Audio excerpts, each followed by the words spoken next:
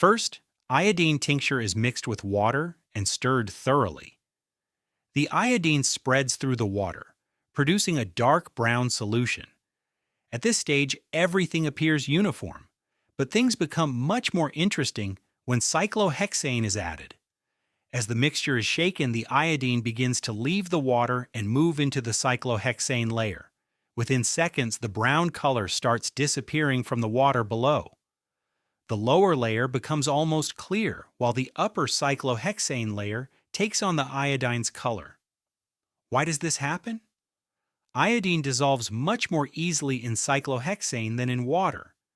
As a result, the iodine molecules naturally migrate into the solvent where they are more stable. This process is called solvent extraction. It is one of the most important techniques used in chemistry laboratories to separate and purify substances.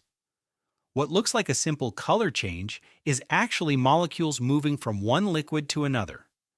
Chemistry allows us to observe the invisible world of molecules in action.